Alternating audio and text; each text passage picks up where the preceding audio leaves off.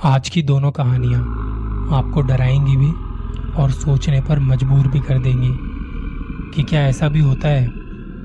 पहली कहानी। कहते हैं कि रात के समय किसी पुल, नाले, नदी या कुएं के आसपास से गुजरते वक्त थोड़ा ज़्यादा ध्यान रखना चाहिए कि कहीं वहाँ कुछ गड़बड़ तो नहीं, कुछ असामान्य गतिविधि तो नहीं।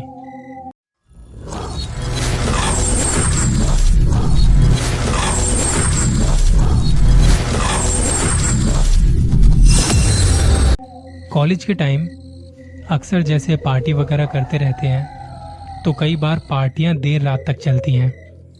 ऐसी ही एक पार्टी कुछ मेरे दोस्त भी कर रहे थे। मेरे दोस्त का घर साकेत में था जहां पार्टी कर रहे थे।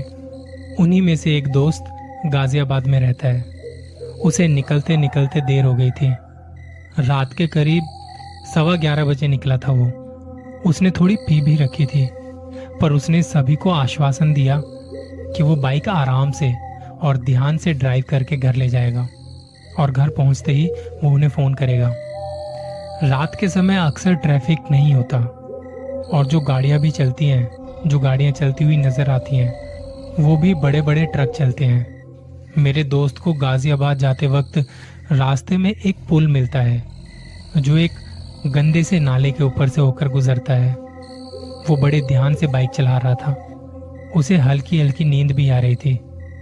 उस पुल के पास पहुंचने से पहले उसे वहां लगे बैरिकेड के पास थोड़ा आगे जाके एक लड़की दिखती है जो मदद मांग रही थी कि कोई उसे उस पुल के पार छोड़ दे, क्योंकि उसे डर लग रहा था उस पुल को अकेले पार करने में।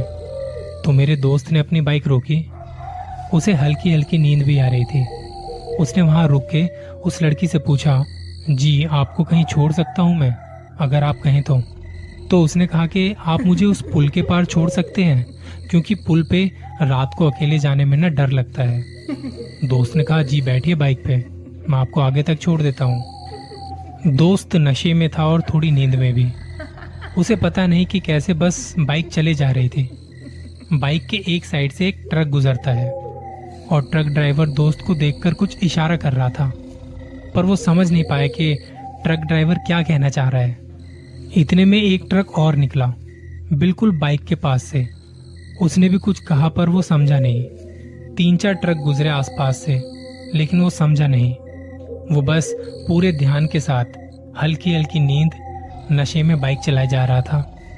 दोस्त को कुछ महसूस तो हो रहा था कि कुछ तो बात है और ये ट्रक वाले ऐसा क्यों कर रहे हैं। तभी एक ट्रक बाइक के पास से गुजर रहा था। उसमें एक सरदार जी थे। उन्होंने अपने ट्रक से एक डंडा निकाला और बाइक रोकने को कहा।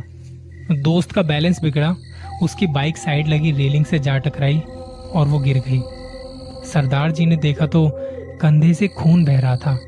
तब सरदार जी ने दोस्त के फोन से लास्ट डायल नंबर निकाल के उन्हें बताया कि ऐसे ऐसे इस लड़की को चोट लग गई है, आप हॉस्पिटल में आ जाओ।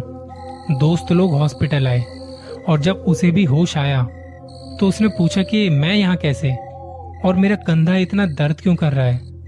तो दोस्तों ने बताया कि एक सरदार जी तुझे यहाँ लेकर आए थे। उन्होंने बताया कि तेरे पीछे एक लड़की बैठी थी जब तू उस पुल को पार कर रहा था। तुझे शायद पता नहीं चला, या तो तू नींद में था या नशे में, और जो लड़की तेरे पास तेरे पीछे तेरी बाइक पर बैठी थी वो तेरे कंधे को खाए जा रही थी।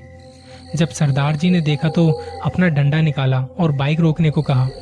तेरी बाइक जब गिरी तो वो लड़की सरदार जी को घूर के देख रही थी। उसका पूरा मुंह तेरे खून से सना हुआ था और आंखें एकदम लाल थी। सरदार जी के साथ 2-3 लोग और वहां आए तो वो लड़की वहां से गायब हो गई और वो तब तुझे यहाँ पे इस हॉस्पिटल में लेके आ गए।